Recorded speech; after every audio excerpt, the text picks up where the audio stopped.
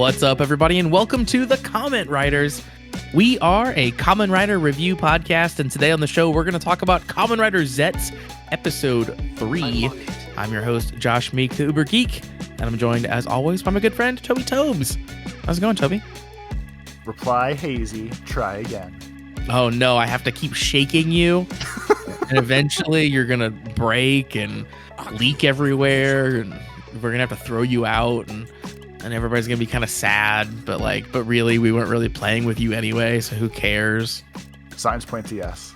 The Magic 8 Ball was a weird concept as a toy. I want you to know that there's like 25 responses on Magic 8 Balls now. And I was trying to figure out the best one that might allude to what my joke was gonna be, but I had all the answers lined up, positives, negatives, middle ones, and right away you're just like, "Oh, you're a fucking Magic 8 Ball." Did you think I wouldn't know? I don't know. I probably could have picked a better one that probably might have been a little less on the nose. Yeah, but you never know. I think hazy, ask again, and signs point to yes are the two. If sure things, there's no one would know, or there's I don't think anyone would be confused if they know what a Magic 8 Ball is. They would know that you're being a Magic 8 Ball in those two answers. That's completely fair. But I'm a child of the 80s, Toby. Of course I'm going to know the Magic 8 Ball like the back of my hand. I'm going to know exactly what you're talking about. Do you think kids know what Magic 8 Balls are nowadays? Do we have to explain it? It's probably an app. It probably is, yeah. It's probably either a website or an app where you click an 8 ball and just goes like boop, boop, boop, boop, boop, and fake bubbles go up and stuff and just gives you a response. I never understood why it was an 8 ball. Do you know that answer? For no reason more than the hottest pog was an 8 ball. I guess that's true. 8 balls were just cool. Yeah, there was a real moment in the early 90s where 8 balls were just the coolest thing that could possibly exist. Right? Pogs, you're right. The 8 ball was the cool. Is it because of drugs? Is that why? I think that's newer slang, but apparently there's two different things, but it seems like a billiards company, Chicago's Brunswick Billiards, in 1950 commissioned Alibi Crafts to make a version in the form of a traditional black and white 8 ball, which was possibly inspired by a gag in the 1940s Three Stooges short film, You Nasty Spy. Fair enough. All right. These things have been around since the 1950s. That's insane. The actual mass-produced version. Yeah, so it was invented it was invented in 1946. 1946. Albert C. Carter and Abe Bookman. That's crazy. And then I think they've added answers, like you said, along the way. They've added to the things that you can get. You can probably find an O's slang one, not Kamen Rider O's, 19 or 2000s O's slang one. I'm sure you can find rap lyric ones. They probably have everything now. The answers in the Magic 8 Ball were designed by a psychology professor at the University of Cincinnati. Okay, so I guess real quick, because Josh and I are deep into talking about this now. If you never saw a actual real one in real life, a Magic 8 Ball is probably the size of a softball, if not a little bigger. It is just cheap, hard black plastic that looks like a literal pool 8 ball. There's purple bluish liquid inside of it that's probably not water. And there's a little 20-sided die that's probably made of rubber because it floats to the top, where you shake the 8 ball and you flip it over, and this little blue 20-sided die, whatever the fancy word for 20 sides is, it floats to the top of this little screen, and in this real shitty tiny font says ask again later, or yes or no. And it's a dumb weird party game or a gag gift of oh, Magic 8 Ball, should I eat Taco Bell today? And you shake it and it goes because you hear the shit splashing around. And then it says my reply is no. And you go, okay, no Taco Bell today. Maybe I'll go to Wendy's. It's that kind of dumb horseshit. Yeah, and there was a moment in time where it was a phenomenon. I don't know, everybody had one. It was in a lot of popular media. It definitely was in the same vein as the Ouija board, where They were mass-produced toys that had this like weird air of mysticism about them. People were very into their toys, speaking to them from the great beyond and influencing their decisions. And I don't know why, but that was a thing. So apparently, a 20-sided die is a icosahedron. Fair enough. So I want to use the right word. I guess it was like colored like rubbing alcohol. Oh, okay. Make this shit work. And then I know I used to do it. I'm sure you used to do it. Everyone shook the magic 8-ball. It was always like you're supposed to shake the magic 8-ball. And apparently, according to Wikipedia now, you were actually never supposed to shake it because it made bubbles at the top, which I remember always happening. And then at some point, they actually made a design change to put a little agitator in it where it wouldn't actually blow bubbles when you shook it too hard to stop the bubble problem. But that was invented in 1975. But I remember growing up, so like 85 to 90, 95, I still saw bubbles all the time. So now I'm wondering what generation 8-ball I had and where it came from. Yeah, you probably had an old one. You probably had one that just had been kicking around your family for who knows how long. But those are like, they were very stupid toys, and especially like if anyone ever had a snow globe or those dumb like games out of the dentist office where like you press the little button and it blows little rings in this little water game and you try to get the rings on the pins until you get called back for your dental stuff.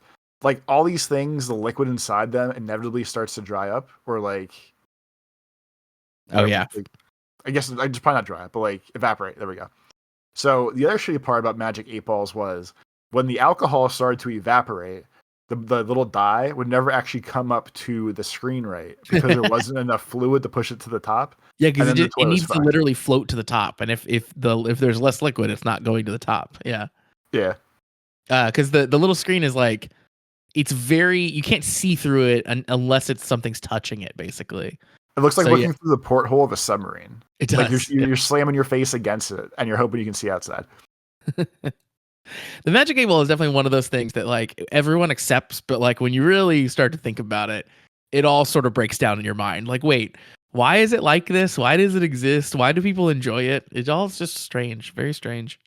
People always just like dumb shit. Like if you think about like all the best, I guess at this point they'd be called like meme gifs and not just like gag gifs or funny gifs or whatever. Yeah. But, like there's pet rocks, there's freaking Magic 8-balls, there's just dumb shit you buy each other. You're like, ha, I thought of you. Here, enjoy this piece of plastic. And then everyone just goes on with their day. I guess so. Yeah. Toby, speaking of going on with their day, we are going to go on with our day because we have a lot to do today. Good. Outlook good is decidedly so. As I see it, yes, definitely. I think I got to use more now. I feel better. Go ahead. All right. Well, last time around, of course, we didn't get to the emails section, so I want to start off with some emails this week to get to them. So first up, Toby. Right. So before we do emails, because it was pointed out to me separate, and I want the official sources to get credit. Our dear friend, the Navigator, pointed out to me during the week. Did you realize that the lady cop is a Kamen Rider Lopo from Zeztz? Yes, we've talked about this many times. You and I have spoken about it. I don't remember this at all. I think we talked about it. I think we talked about it on the show, for one. That's like the ultimate source. I think we've talked about it on the show. And two, we've definitely talked about it in the Discord. Like that has come up multiple times in the Discord as well. Maybe I missed it. It might have been the spoilers one at that point because I don't pay attention to that one. I wouldn't have known, obviously, because of our communal face blindness that we have, except for this news that people had told me that this was true. But yeah, she's the one who in Zeztz gave up her dream of running to help her family or whatever, and I hated her character. But yeah, she's from that. She took the hit. She wasn't the Death Star, but she said she was, and she died. Said Neon's dreams could go unfulfilled with a horrible forced marriage and a lack of a back third character arc. That's all true. Yeah. I will say 3 episodes in, and she's barely in this 3rd episode. I already like her way more than I liked her from Zeztz. So yeah, she's killing it. She plays the perfect straight man for crazy cop who believes in the X-Files. Yep. Yeah, exactly. But anyway, emails, cast@commonwritersucks.com is our email address. Once again, that is cast@commonwritersucks.com. We'd love it if you would send us in emails. We love hearing from all you out there. And it can be about anything that you want. But we got a couple of emails from last week and then a few from this week. So we'll jump in. As I mentioned last time, our first email comes from a maybe familiar face, I guess I'll say. It's called "Come into a New Future: Writing with Your New Writer." Hi, nice to meet you. Every year there's a new writer, and I'm this season's new coming writer. So if you're just joining us for the debut of Zeztz, Toby, why don't you give people a rundown on our friend Carl? Carl is perhaps one of the greatest business minds of the 21st century, specifically tied to common writer greatness and possibility our fame through our Patreon at patreon.com/thecommentwriters. But just nothing but genius, scandalous, sexy business ideas for almost the entire season of Gav. I almost forgot the name of the last one already.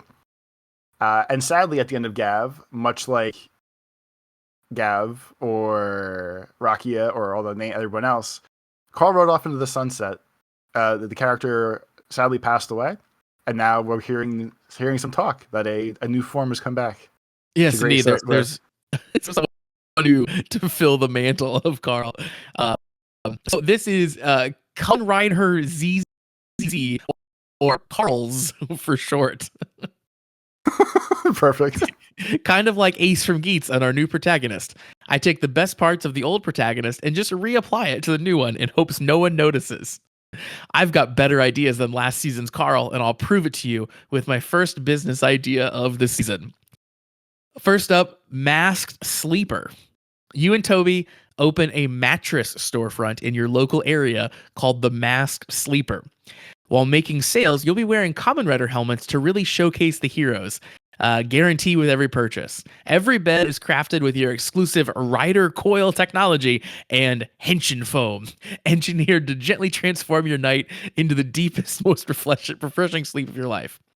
Whether you're recharging after a long day or gearing up for tomorrow's challenges, Masked Sleeper is here to help you awaken your best self. Don't just sleep, transform your night with the Masked Sleeper. So the little catchphrase quote there sounds very close to Helix's or Casper's, so we might have to tweak that just a little bit in case it's not like or something. Yeah, we don't want to get sued. Yeah. Also, I've noticed a real lack of a lot of mattress stores. Mattress stores used to be everywhere, like every other corner in shopping centers. Yeah, and I feel like there's none around anymore. I think that the advent of online mattress purchasing, like things like your Purples of the world and your Helix Sleep of the world, and like there's a bunch of companies that do that where you just buy it online and then they ship it to you.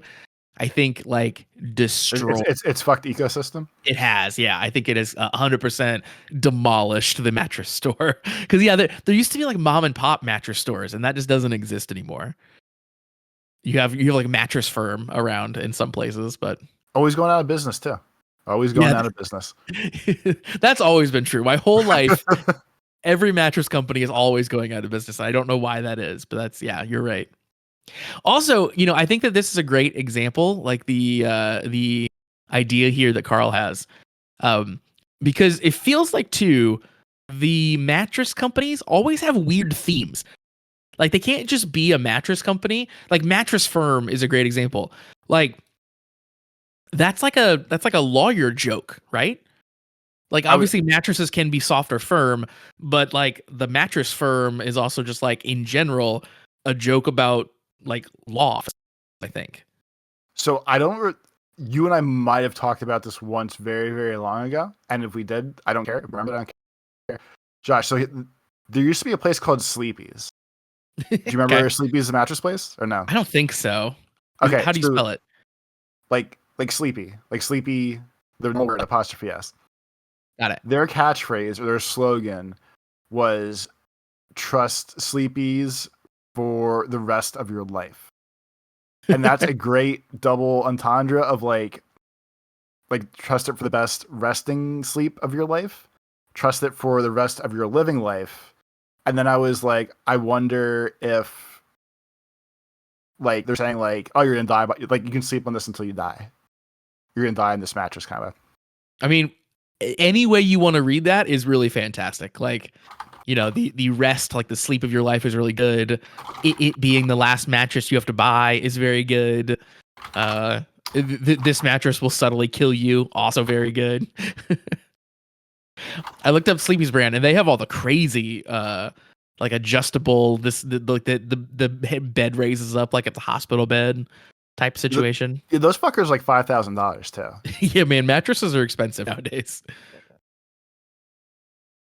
But you know, you can't put a price on great sleep, Toby. That's true. Well, you can. It's $5,000. All right, so that's Carl's first idea. Carl's second idea is sleep drive. You and Toby enter the pharmaceutical industry with a Kamen Rider themed sleep aid called Sleep Drive, featuring Kamen Rider Drive as your mascot to promote the medicine. On the surface, Sleep Drive helps fans of Kamen Rider drift into a comfortable, restful sleep. In reality, however, the medicine allows you and Toby to enter the dreams of those who take it, giving you the ability to subtly influence them while they sleep, like convincing them to listen to your podcast without even realizing it. Sleep Drive. Transform your rest, shape their mind. Now, that one seems criminal. I don't want to, you know, look, there's no bad ideas in brainstorming, but that one does seem like we'd be breaking the law. I'd rather make Kamen Rider Drive like dick pills that you buy at the gas station. That seems more entertaining to me. Oh, that's good. Yeah. I want to make, and they would have Henshin in the bedroom, Kamen Rider Drive. Can you imagine the shitty AI art that those would have on them? Like, I feel like all those gas station dick pills and stuff already are insane packaging. Like, why is this like purple tiger want to sell me dick pills? And see, I assume they would actually put a Kamen Rider helmet on it because, like, from Giant Bomb like a decade ago, there was definitely like Street Fighter themed dick pills, and it had Chun-Li and Ken on it or something like that. Perfect. So I would assume, like, if we're making these like weird illicit off-brand erection pills, you're definitely just putting like a Kamen Rider helmet on it. I would put, you know what? I would call them Kamen Rider Drive pills, but I would put Kuga's helmet on it for like just to really fuck with people because no one's gonna know the difference anyway. Ooh, that's good. I found the Street Fighter dick pills that you're just talking about, and it's like Stree something Stree Overlord. There you go. And I regret having looked up the image now. It features Chun-Li and Ryu, if anyone is concerned. And if you look it up, be prepared to see a lot of Ryu's ass. That's really the key part here. Also, Stree Overlord has this horrible image I just described, and then right underneath on the bottom, it just says the word strong. All right, there we go. Well, thanks very much for those ideas there, Carl. Carl ends with saying, with that said, it's time for me to ride out and start my journey for the season.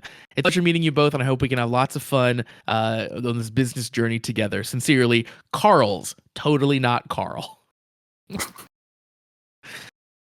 All right. Our next email from last week comes in from our friend Shade.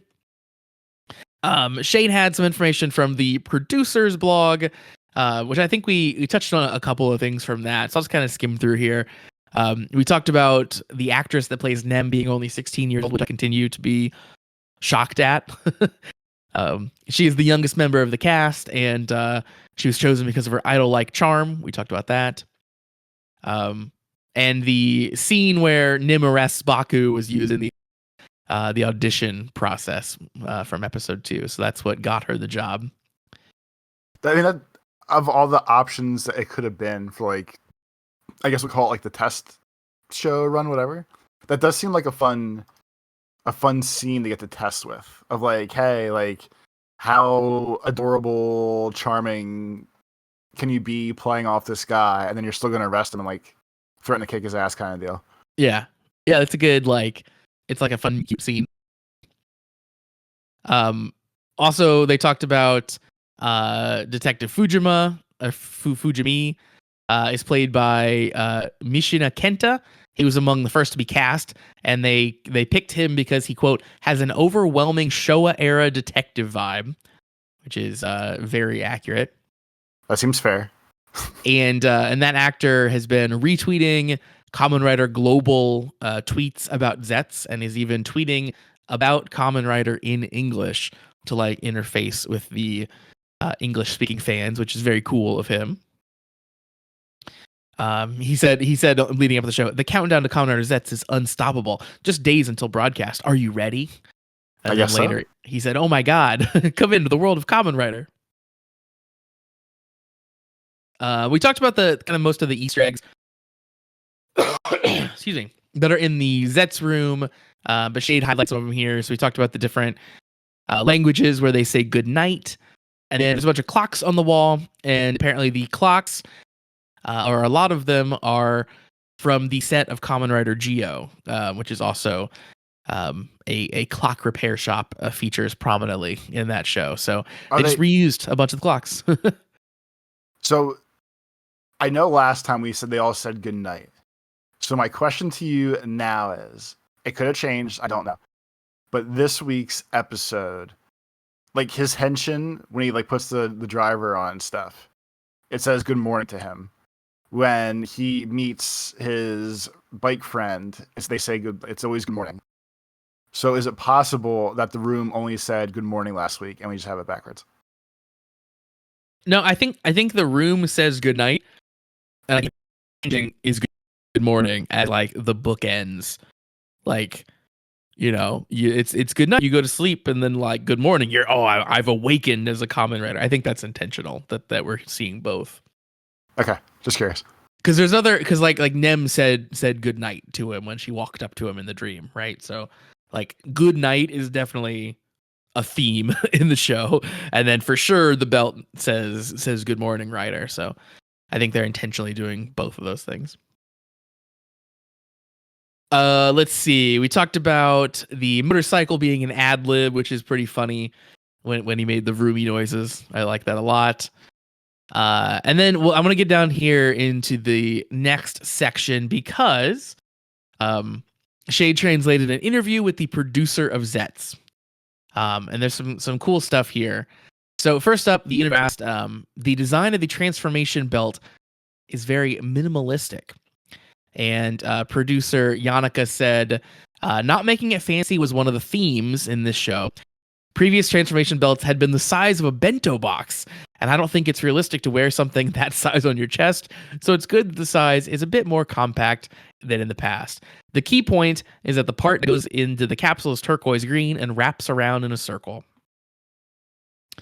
And then I found this super interesting. The interviewer asked about the transformation items, like the capsums themselves, and the producer says that initially they were pushing towards eliminating the transformation items altogether, which would be a huge change, right? Like they've really leaned into the gimmick items, you know, throughout the years. But the producer says that I thought it would be easier to organize the plot by having the ability to switch forms without the items, like in Kuga or Den-O. Since it's a rider fighting in a dream world, it should be able to change its form or activate its abilities even without the items. However, considering the commercial aspect, it was felt that it would be better. It was felt that it would be better to have transformation items, so it was finally decided to introduce them. AKA, I said no, and the people who write the checks said yes, so we said yes. I had this great idea, and Toei was like, "Where's the money coming from, though?" And then the producer was like, "No, like if the show's gonna be really good, you can still sell drivers and stuff." And then Toei was like, "No, but where's the weekly new money being printed out at?" And the producer was like, "No, like the show's gonna be really solid. Everyone's gonna love the season. It's smart. It's different. We're gonna do this." And then Toei again, like stared down, and just said again, "But where is the money coming from the whole time?" And then we got capsums. Yeah, exactly. I mean, for better or worse, like the Kamen Rider, well, maybe it wasn't always this, obviously, like in the 70s when it first started, but modern Kamen Rider, at the end of the day, is a show designed to sell toys, right? So it does make sense that you would you would maximize the toy that you could put into your show. I get that from a business perspective, but I think it's so funny. I think it was probably during Gotchard, because we would have been more locked in and looking into things.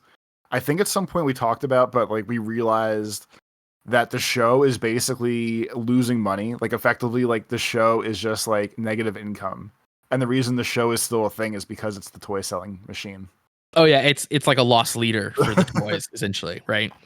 Or at least Yes, that's the idea. that's why they always have to have a shitload of toys now. Apparently, as every time I look at the collectible sites, there's always more and more figures. And hey, here's Rev 7 of the Capsums that you haven't seen yet, but just buy them now anyway. Who cares? And all that good stuff. Spend. Yeah. It do be like that for sure. Next up, the interviewer talked about the capsule's power being used in a non-transformed state. We saw that in episode 2. The producer says that was the setup that came about after discussions with the toy team on how to enhance the value of the capsule itself. The center part of the capsule has a rotating mechanism, and by rotating it, you unleash the power as depicted in the episode. And we know, and the interviewer talks about here, that Zeztz has 4 basic forms and a variety of derivative forms. The producer says that relying on just one form for an entire year is a lot of work for the series, and it's hard to be so extreme and concise from the point of view of the merchandise line. However, we also don't want to make the shape change too much when switching between forms. In recent years, it's been popular to layer armor on top of armor, but this time, for the base form of each color, our concept was to keep the shape the same, but only change the color. Although the pattern around the chest changes, we consciously tried to not change the direction of the body lines, reflecting the production staff's desire to emphasize the basic design of Zeztz and to make people around the world remember the Kamen Rider image.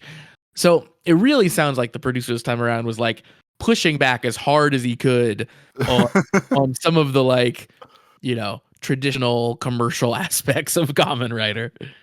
It seems like a lot of pushback, and it feels bonus gross when like there's these flat out conversations of like, I was directly told, where's the monetization coming from? And then we had arguments about where this was coming from until I gave in and gave them a way to like sell toys. Yeah. Like it's just like it was our assumption, and that's fine. But when it's out there on like Front Street like this, it just feels extra weird. It does a little bit, yeah. The interviewer says, what about the fact that motorcycles can transform into humanoid robots? The producer says, as I said earlier, I think the Kamen Rider is a hero who fights on a motorcycle. However, there was also the opinion that the motorcycle alone was a bit weak in the Reiwa era. So we explored whether we could add additional elements or meanings, and finally came up with the idea that the commander borrows the form of a robot and that it can transform into a motorcycle as well. The point of morphing into a humanoid robot from a motorcycle will remind fans a lot of Kamen Rider Faize's Autovagin, I'm sure. Also, Zetz's body lines glow just like Faize's. Is this a tribute to Kamen Rider Faize?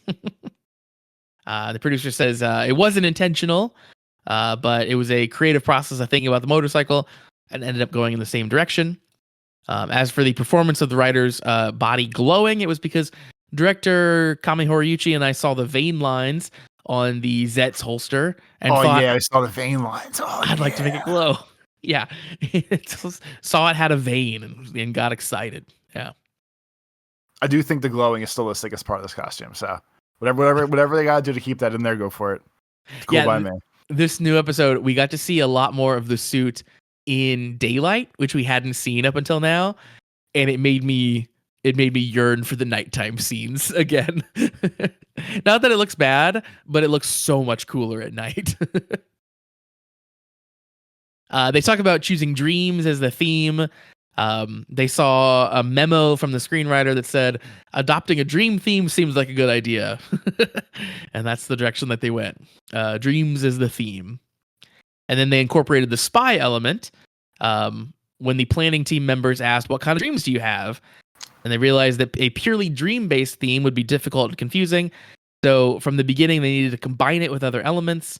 They initially considered detective or police themes and ultimately chose spy agents because of the existing similarities in previous series. So they're going to be unique and chose spies.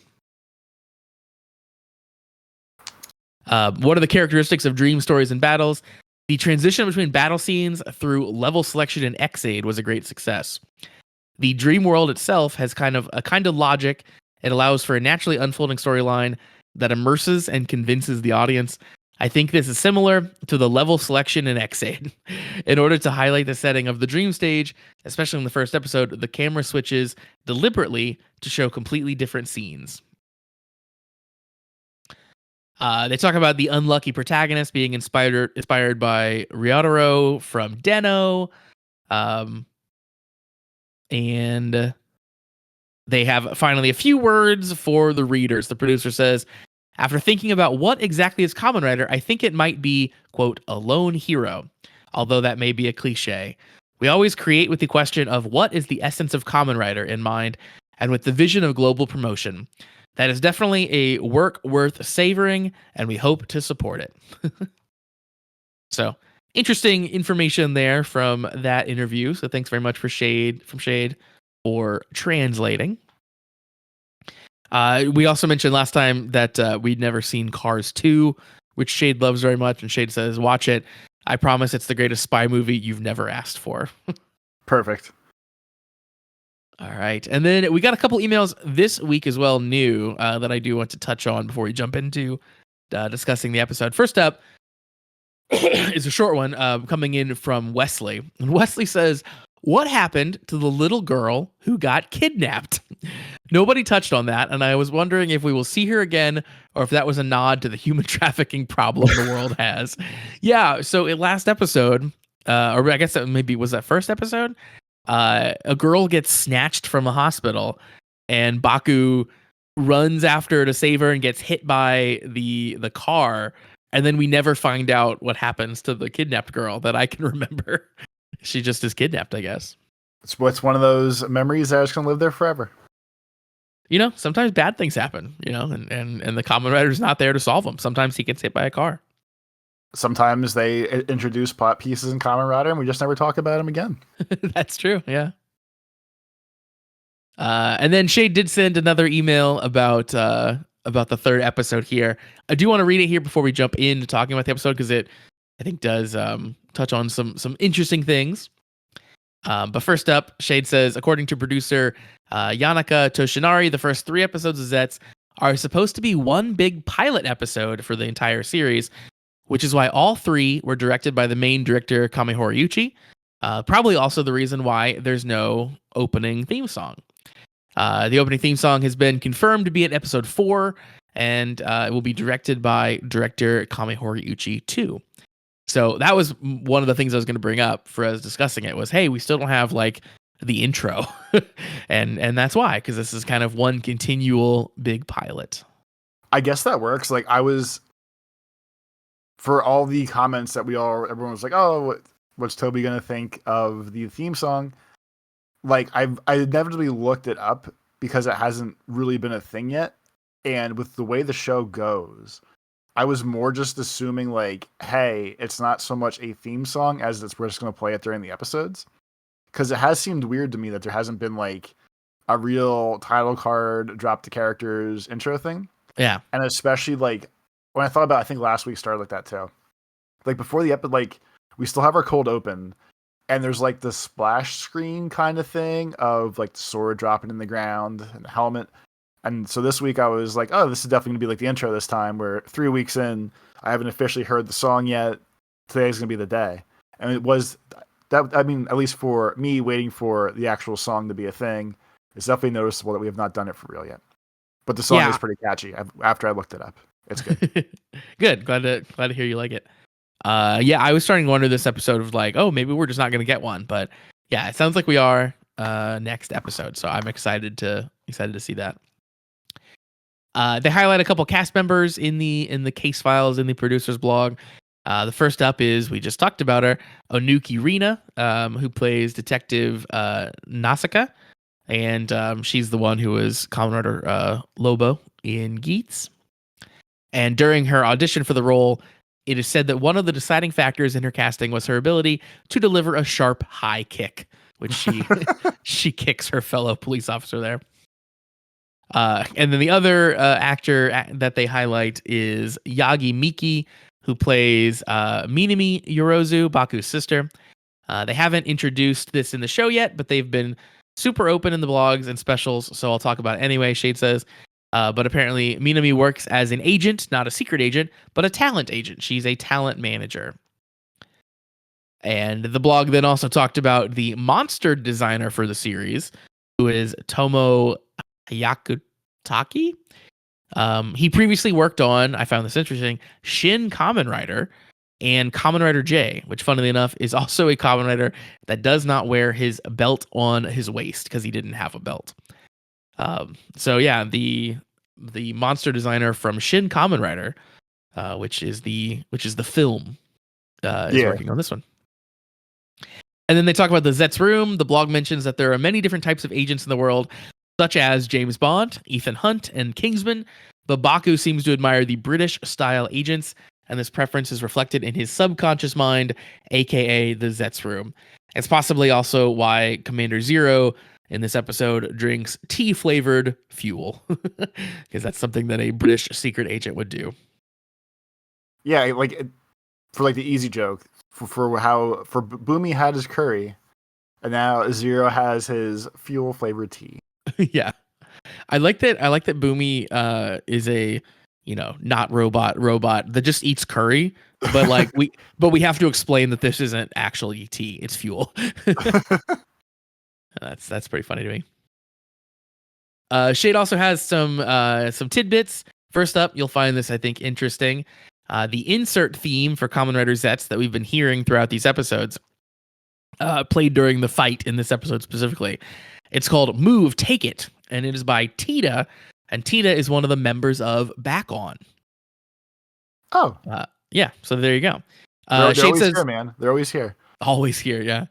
Shade says what's really cool is that the song's mostly in English, and the name of the song, Move, Take It, is supposed to sound like the Japanese word muteki, which means invincible.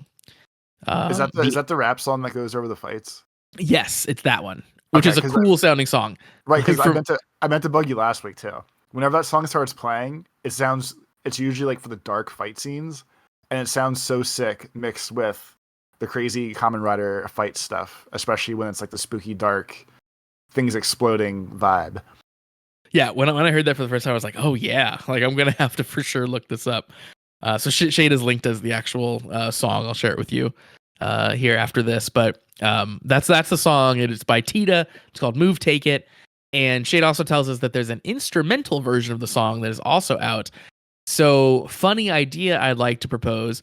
It would be very cool if Toby, the resident Back On fan, tried to cover this song for the Patreon. Peak content opportunity, if I do say so myself. I love that idea, Shade. I mean, sure. I can struggle through the Japanese as best possible. No, it's mostly English. That's the beauty of it. I can struggle through the English as good as possible. Yeah, I guess you do still have to read English. That is a skill that you maybe need to work on. My version's going to have a lot of screaming in it. I just want to throw it out there. Good. I'm excited. You can do it right over top of the instrumentals. It'd be perfect. I agree. Peak content opportunity. Shade says, in other news, the anime Tojima Wants to Be a Kamen Rider will be releasing soon. I've been so preoccupied with Zeztz, I forgot the show's coming out in 2 weeks. It seems like the show will be getting a dub as well. Yeah, this seems very interesting. Like it's like I think just a show about a dude who wants to be a hero, wants to be a writer type hero. So it's like a lot of like kids standing in front of television doing writer poses and stuff like that. So yeah, I'll check it out. I've got the Crunchyroll subscription for a reason. I'll watch it. We've had a few of those recently where it's like it's not like Kamen Rider or Sentai media, but like they're referencing it heavily. Like we had the whatever it is, so and so wants to be a Red Rider or whatever that show was. It was it's the Red Rider Isekai show. I forget the name. Yeah. And then now this one as well. So they're that's definitely seems to be like a trend in anime recently. We also got some more updates on the Zeztz appearance at LA Comic-Con. There's going to be we talked about before, the premiere of Kamen Rider Double Forever. A to Z, the Gaia Memories of Fate. So they're going to play a movie. They're going to screen the first 4 episodes of the Zeztz show. And then there's going to be a panel about the legacy and future of the franchise, the Kamen Rider franchise, featuring the Kamen Rider producer that we just read the interview with. Shade says that Kamen Rider Global made a post asking for questions to ask producer Yanaka. And looking through the comments, half of it is obviously stuff that he's not going to answer. Shade says, I kept it simple. I only asked who his favorite Kamen Rider is. So that'll be interesting. I hope that we get video of that after the fact, because I will definitely check that out. Shade talks about episode 3. He said overall episode 3 took a lot of people by surprise by having Baku fight in reality for the first time this early. It even took me by surprise a bit too, but then I remembered who's writing the show. If you guys remember from Geats, Yuya Takahashi's style of writing is always super overwhelming for the better or worse. He likes to build up plot points that would normally take a whole arc to resolve, answer everything in 4 to 6 episodes, and then repeat the process with an even crazier plot point. So the past 3 episodes is only the status quo. It'll get much crazier in the future.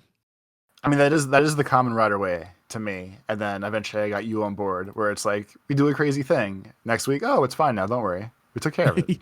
Yeah, pretty much, yeah.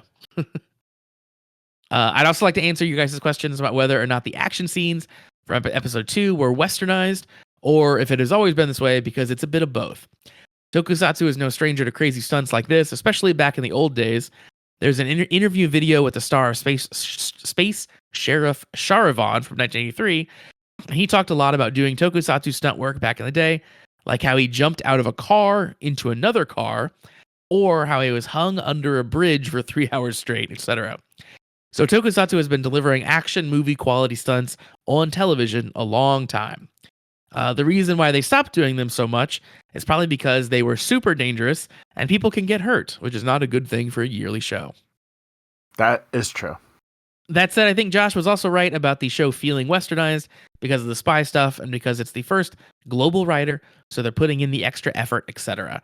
But hey, as long as we're getting more Kamen Rider writing in our Kamen Rider, I'm happy. Awesome. Well, thanks very much for the email, Shade, and that does wrap up our email section, jumbo-sized email section this week. So once again, if you want to send an email in like Shade, like Wesley, or like Carl did here, send those over to cast@kamenridersucks.com. And so without further ado, we can jump into discussing episode 3 here. I think overwhelming is a good description because I enjoyed what I watched today, but I think I'm going to be very confused in the show about like what's dream, what's not, who knows who, what's really happening, what isn't. And I think the show is like intentionally making that confusing. See, I my assumption is going to be they're not going to do as much of the double worldy stuff after this first preview of how it works, because I can't imagine like these 3 episodes, I'm sure it's going to tie in to next week too, is all basically about like the duality of Mulder's mind and how he hates the cops because they got rid of the X-Files and all that kind of stuff. Yeah. But like, I feel like we're dwelling on it extra than we would for any other character moment thing. It all feels more to me of, we're gonna be very specific this one time of, this is how this all works. This is the risk that you run if your nightmare gets out of control. Like, this is how this part works. Like, kind of like towards the end of Gav, when I made the joke of, hey, he worked super hard to get the 100 Gochizos to make his super buckle work. And I said, like, Josh, they're never going to show this again, or they're going to hand wave it away. And then it slowly like faded out of the logic, other than like a joke here and there of like, whoops, finished my 100th again. We're good to go. Yeah. And I feel like this is kind of like, my assumption would be this is going to kind of run the same way of, this is the first time we have to like understand how both sides of the world work. Like, we don't have to do this every time of the deep dive of the person. It could be more of like the weekly or 2 weekly things of like, oh, this person loves being a firefighter, and their secret nightmare is being trapped in buildings 24/7 or something. and now we know like okay, the high stake here is, hey, if he keeps getting trapped in burning buildings, he's always going to be stuck there, he can't come back. And I don't think we might have vaguely talked about it, but I don't remember. They're doing a really good job of always showing the moon with the bite taken out of it. Yeah, I do appreciate that. Whenever we're in Spooky World.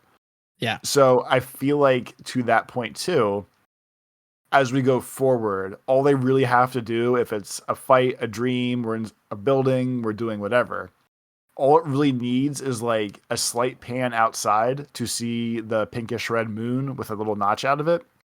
And you never have to really explain again, like, hey, we're in Nightmare World. They're just like wink to you real quick, like, hey, look, this is out here, or hey, look, it's daytime outside, and we just kind of go from there. Yeah, that is a good point. Yeah, they are doing a good job of like that visual cue that we're in the dream world. Yeah. So yeah, I mean, I guess this episode they definitely try to hammer home the rules of this world and the rules of the nightmares and stuff. So I guess like correct me if any of this is wrong, but essentially the nightmares are like a manifestation of someone's subconscious desire. And there are these 3 mind doors inside these people's mind. And essentially, as the nightmare continues to run and starts to take over, the doors open. And when all 3 doors are open, the person is going to be trapped in their nightmare forever. They're unrecoverable. And it also seems like then that means that the nightmare becomes reality. Like it spills over into the real world when that happens. The only slight asterisks I would put on that is I don't know if it's necessarily, at least, so we have one edge case, we have one case so far. We just have the Dude Cop Mulder or whatever. So it's hard to judge if it's desires, which is the way I feel like they worded it earlier, or this time it just seems like the reason he becomes a suicide bomber nightmare guy is because he's so pissed off at work that they got rid of his division, or they treat his division like shit. They just basically like, fuck you guys, I hate you. So I can't tell if it's just desire or if it's like there's times that I have super fucked up dreams. Yeah. And I know it's just my brain processing something that's bothering me, or like that's my coping strategy when I have like my weird lucid shit. So I guess it's kind of the same thing where like I don't necessarily think the cop guy wanted to blow up the police building necessarily. Agreed. I do think it could be like, I'm so fucking mad at you guys. I have dreams about how much I hate you for like getting rid of my job. So I guess it's like a weird, I'll put it as like a fine line of desire versus just like internal frustration / rage, I guess. Yeah. I think like desire was probably the wrong word, but like it is there's a line in the show, I think, that the bad guy that we don't know much about yet says, where of like, you know, like you don't understand your subconscious, or like no one understands their subconscious desires or their mind or whatever. So I think it's exactly that as you describe. It's like he doesn't really want this, but like he's frustrated at work, and like that's sort of how it's coming out in his like deepest darkest recesses of his id or whatever, you know. Yeah. And then with the nightmare doors, I guess it's kind of hard. Like it's definitely the more time the nightmare spends doing things, the more doors open. Yeah, and that's definitely the vibe. Yeah, I guess them using the bomber guy specifically to show this, again, it makes me curious about part of it. Because like, yes, he was out running around for a while, but the doors opened every time he like suicide bombed a thing. So it seemed more specific, more like, hey, you have to stomp on Bowser's head 3 times to kill him. This seemed more like, hey, if the monster uses their powerful attack 3 times, you run out of lives, kind of deal. Yeah. But that's I don't know how we judge that going forward yet. Like, it's just, again, we have one specific example to look at, and it felt more like every big swoop or every big stroke of action was what was specifically opening the doors. more I so think than that just like. But like, I mean, there's no good ways to mark that. So like, I'm sure it's going to work the same way no matter what, whether it's big actions or not. Obviously, the doors opening, I feel like we've set up for this has to be a thing that happens more often than not, because they made a big deal of, oh no, like basically the bomber went off 3 times, all 3 doors open. The cop walked into his new like husk of a body, which was the nightmare. Who they open like Iron Maiden's like death traps, which I thought was pretty cool. Yeah, that was cool. Yeah. So like then like Baku like woke up in the real world, but like in a weird place in the real world. And Zero was like, no, this was like an emergency. Like I had to get you to the scene of the crime already. Like we're on a time limit now. Like you have to stop the nightmare now. It's in the real world or it's gonna stay here kind of deal. So I feel like the only way you'd have to do the daytime henshins life version of Baku be a hero is nightmares have to keep taking over the nightmare world, which we've seen takes a while now. But that seems like another thing where like I don't know that I want that for every monster. Like I want a happy medium of, hey, this week was easy. I destroyed him in the dreams, no big deal. Because I feel like bringing them into the real world and whatever weird shit happened this time where it looked like the world gets corrupted kind of for a little bit. Yeah, and like everybody was like, standing around and was like, "Oh my god, what's happening? This is like crazy." what the fuck's happening here? Taking pictures, yeah. Yeah. Like I feel like every time we bring it real worldy, that gimmick loses stakes or loses vibe or whatever, however you want to word it. Where I feel like that can't be the every time thing. Like if we're gonna take like main characters and be like, oh, in 6-7 episodes, if the lady cop gets taken over, like her bringing that shit into the real world makes sense. Or if Baku's sister becomes the problem one time, or if Nua or whatever the idol girl. I Nima. feel like yeah. Thank you. I feel like it works better if it's going to be main characters that you care about and having to fix the problem in real life versus every week, like, hey, I fought him in the dreams, then we woke up together and I have to finish him off in the real world. I just feel like that takes away from the gimmick or the vibe or whatever of that being the way this can work. Yeah, I agree. Or maybe it works if like, it's not every week we're doing this, but like it's every like 3-episode arc we are picking a main character who is going through this and it ends with like, all right, we got to go kill the monster in the real world somehow, and like that's the vibe. I could see that being the pattern that they repeat. But yeah, I mean, I agree. I think that we need to defeat some monsters early once in a while. we need to be able to handle them before it reaches like DEFCON 5 or whatever. Like our jokey complaint watching Sentai here and there, or more so in certain seasons than others.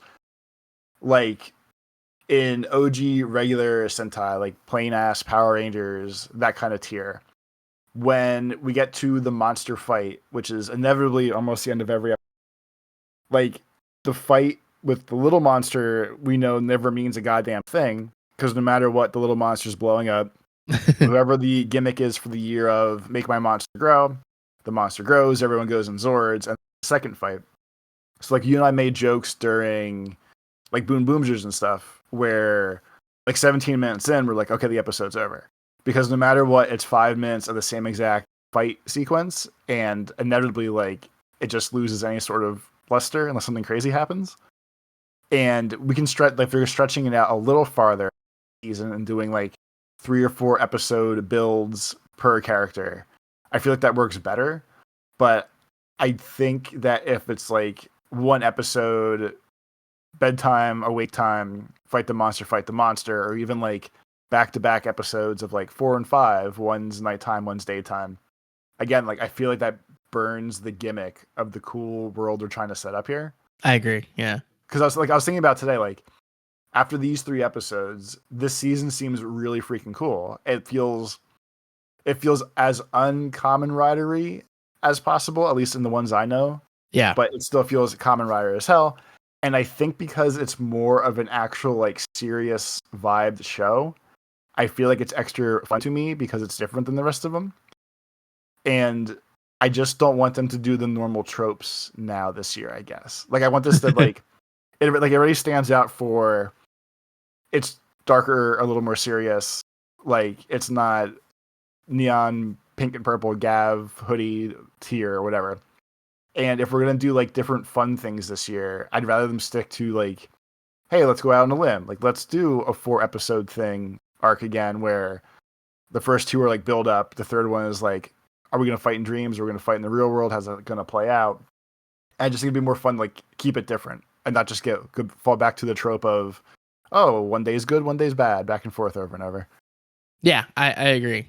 I'm really, really interested in what things are like next week, because especially hearing that like they were viewing these first 3 episodes as like one long pilot, I'm really, really interested to know if like, okay, so next week, are we just like, you know, status quo, like you said, like, all right, we're gonna do our normal Kamen Rider, like, you know, this is the first part of a 2-parter, and you know, it's Monster of the Week, back to the vibe, or does it continue to feel this vibe that this show has, which is, yeah, very dark and gritty and kind of like unpredictable. I'll even say, like, there's definitely this doesn't play like a normal, you know, 2-parter story in Kamen Rider, and I hope that we can keep that vibe up. But I think next week will be the first one that like really tells us for sure.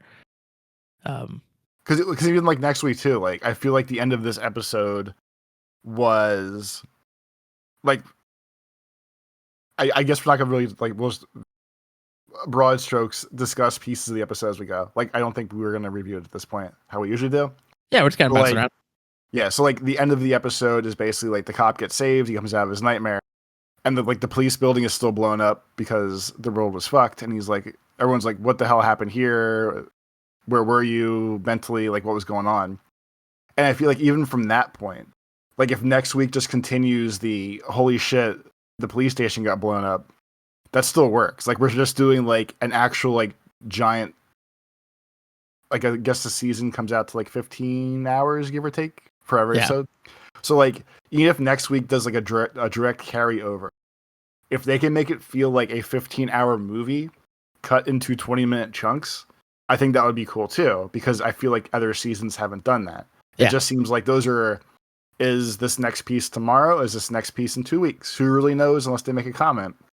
But if we can keep doing like little breadcrumbs coming out of the episode to go directly into next week's and keep it just like one constantly flowing story, I feel like that's different too, and that would be cool. That's what it seems like is going on as of now. So like I'm going to hope for that at this point. I'm just like one giant big piece of media. And that, I mean, honestly, Geets was like pretty good at that. Like they were really good at the setting up the cliffhanger that made you desperate to see the next episode thing, or at least to give you the breadcrumb to go into the next week. Where like something more like Gotchard was definitely more the vibe of things get tied up in kind of a neat bow every other episode, and then we start a new drama, you know, then the episode after that. And Geets was a bit more, you know, things are like ebbing and flowing, but there's always like some sort of a hook at the end of an episode that's shocking or makes you want to tune in. So I hope it's much more of that vibe. And yeah, I guess we'll see. So far, it definitely feels like much more of a, like, again, to use the reference, it feels a little bit more Western, feels a little bit more like prestige television, if you will. Like it feels like they maybe have like an overarching storyline, and we're just gonna, like you said, cut it up by 20-minute chunks, and that's what we're getting. And I agree. I hope we can keep that. I really liked in this episode, so, you know, as Shade mentioned in the email, we get to see Baku transform in real life for the first time at the end of this episode. I want to talk about that a bit, because I thought that was really cool. So you mentioned that he gets brought to kind of just he's on the road. He's on the ramp that we see a lot of times in Kamen Rider and Sentai. There's that classic ramp that must be right next to Toei headquarters or something. So he's there, and when the commander tells him essentially like, yo, you gotta get in gear, we gotta solve this problem, and he realizes that he's gonna have to like fight in the real world, not his dreams, he like visibly shakes for a minute while he's really scared, and he hugs the motorcycle helmet. I thought that was such a cool moment. Like, he's a common rider, but like he's never done it in real life, and he's like genuinely terrified. I thought that was cool. Yeah, and like obviously, and even like the beginning of his fight about that part was basically like kind of like how the first episode was of, oh no, this is my dream. I can do it, be whoever I want to be, and that's why I'm 7, the cool hero guy that's gonna save the day. Yeah. And this one was the opposite. It was just, hey, I'm a human. I found the monster. I need to go do something, I guess, but I don't really know what the fuck I'm doing. And it felt different and good, where the monsters kind of threw him around and kicked his ass, and like luckily, even more than that, you think you're gonna get like, oh, he's gonna do the big henshin. The monster gets up in his face, grabs the driver, and tells him like basically this is real life now, and like throws him down. The driver slides away. Like he gets his ass kicked because the monster is like, wake up, idiot! Like this is the real world. You're not powerful anymore like you used to be. Obviously then he ends up getting the driver and fighting back, and he is powerful. But I thought that was such a cool moment, specifically right there. It was like, yeah, this is different. we're here now. But yeah, it definitely like, his whole vibe is like a little desperation there, and then he gets the driver back, and it's this like cool moment where he sort of realizes like, his dream self is still him. He can do it. He does the big henshin, and then yeah, kind of kicks the monster's ass, and it's sweet. He does a lot of the, like, I'll say like Mr. Fantastic stretchy arms thing, yeah, which is pretty cool. that was his perk for the week. Uh-huh. When he went into stretchy mode, I thought it was kind of weird. I was like, okay, whatever, thing, no big deal. But the way that he won the fight by going stretchy mode and like stabbing his little arm behind, he basically stabbed his arm past the monster through a building, and then the monster got to monologue a little bit, like, no matter what you do, I'm still a ticking time bomb, and I'm still gonna explode no matter what. And out of nowhere, like, the monster gets stabbed, like any good media, with like the backstab to save the day. And I was trying to figure out if it was a person that did it or what. And then you realize that like he just stretched his stretchy arm like 150 feet, put it through the building twice, and then came back through the monster to cut like the red wire, because he was like, any good hero knows how to disarm a bomb. But it didn't seem like they did a very good job of like hiding what that was going to be, until you realize like, oh, like he stretching, he cut the wires. He did like actual bomb disarmament just as a magical superhero, and not as a bomb squad guy with a pair of wire snips trying to do something. Yeah, it was both like a shocking, interesting way to take the monster out with the like Stretch Armstrong stabbing, and then yes, incorporating that into cutting the right wire in a bomb defusal was just perfect. It was very clever. I liked it a lot. So yeah, I was super jazzed about the real world henshin, and it was very hype after thinking you'd only see like the dream version, really, like to get it in the real world. Was a pretty cool switch up. So like you said, I think lots of interesting stuff there for sure, and yeah, we'll see what goes on next. But I think that I'm really liking the show so far. There's lots of crazy stuff. I'm really liking the visual style of the show. Like you mentioned, the notch out of it, sun/moon, whatever it is so cool looking. I think a lot of the monster design is really neat, and a lot of like little tiny things that they're doing is cool. Like how people get into the paranormal investigator truck is very funny.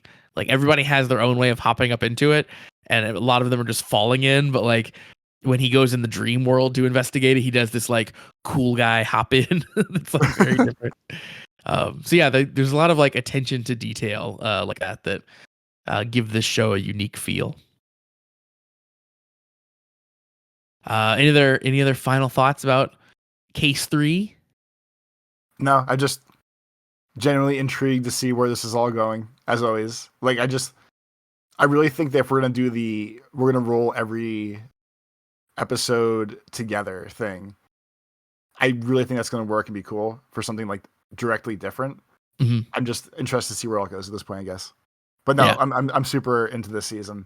The more real superhero that rubs his little belt and goes into his closet for like superhero powers, like the more real version of that, I think I like it better this way. I think is just my take. I think so too. All right. Well, that is going to wrap us up then for this week. Toby, why don't you tell the people where they can find you? We have other things to talk about still. What? I don't want to talk about anything. We have a very fancy Patreon. Well, yeah, I was going to get to that. Okay, well, there's perks in there, and we have things to do with perks, Josh. All right, well, perk it up, baby. No, you sell it. Oh, you have the sales voice. You got complaints, but you don't got solutions. I see how it is. Yeah. All right. Well, we do have a Patreon, as Toby mentioned. Patreon.com/thecommentwriters is where you can find that. And the Patreon's great. I love the Patreon. The first up, $3 a month gets you access to the Patreon. The Patreon gives you Discord access, and you can hang out and talk with us all week long. Discord's popping. Lots of stuff going on in there every day, which is always fun to see. I love talking with people and sharing news and stuff. And that's certainly the first place that we talk about Common Writer news that eventually gets talked about on the show. So if that's interesting to you, that's a thing that you can be a part of. Also, with the Patreon, for that $3 a month, you get access to our bonus content that we put out. Right now, we are watching through Dawn Brothers and Goes Yuger, so a couple of Sentai seasons. We're watching it. You get to watch it along with us. Hear us talk about it. Hear us joke through it. And if you want to hear our takes on Sentai, you hear about Kamen Rider every week on the podcast. If you want to hear our thoughts on Sentai, that's where you can find it over on the Patreon. Patreon.com/thecommentwriters.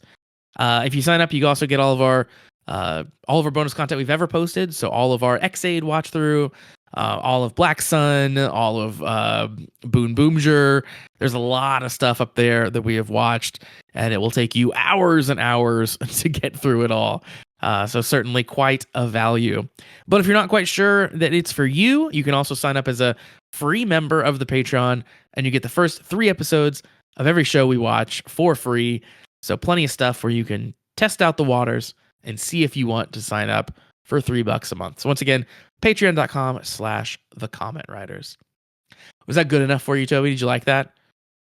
You're getting Did there. that do it for you? You're getting there. All right, now tell the people where they can find you. Not goddamn, Josh. So as part of the Patreon, when you join our Discord, you can also ask us questions in there. Oh, you're building up to that. Yeah, you're leaving out one of the key pieces of the perks because there's questions to be answered still. I'm gonna be honest. I'd forgotten that there was a question in the Discord. I apologize. Yeah. I apologize to the Navigator, who is the asker of the question this week. The Navigator asks us, Toby, longtime listener first, absolutely untrue, but please indulge, time caller here, to ask the profound question everyone is thinking but is too chicken to ask. So, in the show Kamen Rider Zeztz, it will never not feel wrong to write that. Baku is obsessed with spy movies, and his mind palace/dream HQ is basically a spy's office. If you guys were turned into dream heroes, what would be your obsession thing? Kamen Rider doesn't count. And what do you envision your mind palace being like? Carry on the great work. So what would we be obsessed with that would then lead into the creation of our mind palace?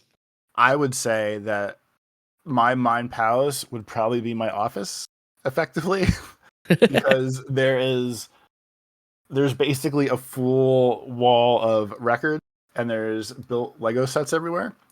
So at least to make it so I guess it would work one of two ways, and I guess it doesn't really have to tie into the way the driver would work. But I think both of my quirks would. Where either if it's like records everywhere, or like when people hang them on the walls or the shelves, it would definitely be either a bunch of that, and then if they need to make a toy for me, because God forbid there's not a toy every season, you could make like, I guess we'll call them like mini discs of like records, and it'd be like, oh, I guess it would be like a music driven thing. That'd be cool. And like each mini disc would be like a different type of music, which would make a different type of outfit. Or if we do the Lego stuff, I'm sure they could find some way to make everything look like the Lego base texture, like the real thin little nubs sticking up everywhere kind of vibe. And then that's prime for we can make Kamen Rider minifigs, and then I put the little minifigs on a belt or in a bubble or whatever. Ooh, But that's good. that's a prime toy thing. So I feel like if I pitch that to Toei, they'd be like, "This fucking guy has the right idea. We can make thousands of these things, and people will buy them all." Absolutely. Let's see. For me, like, I mean, I'm thinking of my like obsessions, and they definitely change over time. And like, I tend to don't tell my wife because she always accuses me of this, and I tell her it's not true, but it's 100% true. But I tend to hyperfixate on like a thing at a time for a few months, and then I'll move on to my next hyperfixation. So the real answer is it's probably whatever my current hyperfixation is what my Kamen Rider palace would be. But one of my hobbies, which I think would be a cool Kamen Rider theme, so I'll go with that one, is being a consumer of professional wrestling, and that ends up being a thing, honestly, that I like will like daydream about sometimes. Like, like if I'm imagining myself as like a superhero or something, it's often more professional wrestling than superhero, honestly. Like I want to be the person who like is doing the heel work and stuff like that, kind of like that sort of a vibe. So I could see that being like my dream scenario, is not being a spy agent but being a professional wrestler, which means that my mind palace would probably be like the ring, or maybe backstage at a show or something. Maybe the locker room, where a bunch of like there's a bunch of like luchador masks and stuff hanging up everywhere. I could see that. You could That'd be kinda like cool. you could be in gorilla position watching the cameras to Oh yeah, see where the bad guys were. see, that'd be cool. Yeah, that would be really cool. And And we could do the and drive. The driver could be a title belt, and then the gimmick items could be the side plates that go on the belt. I was gonna do that. Or before you mentioned the lucha masks, they could somehow make up some dumb bullshit where like Tiger Mask himself, like the Japanese wrestling superhero kind of vibe, Mhm. where depending on the lucha mask you put on, you got a different form. Like you Ooh, that'd fight be for like cool. 15 weeks as like base form 1 lucha rider, and then like you beat some big boss or like win some wrestling match, and he's like, "No, now I give you my mask," and it gives you like a second form and stuff. Oh, that'd be actually so cool. Well, yeah. See, look, I'm full of fucking ideas today. What if it was set up more like Mega Man or something, where yeah, like you have to beat the monster, and then you like absorb their mask power from that, and then you just can swap between them. How cool is the visual in your mind of like a Kamen Rider like pulling off a luchador mask? Like that's just the coolest thing that I can imagine in my head for some reason. I think that one's cool. Or even like, I'm surprised we haven't Mega Man this season, for lack of a better term. Yeah, right. It seems so obvious. Yeah, like I mean, it's kind of like it would just be effectively like Go Chizos, or like the bubbles. I guess this year is the most like it, because especially because mainly like Zeztz doesn't like change colors and forms when he uses the different capsums. He just gets a power. Yeah. So I guess this is pretty close, but like I guess this way kind of works. He's just not really stealing powers from the monsters. But this is, I guess this is like the closest the Mega Man will probably get.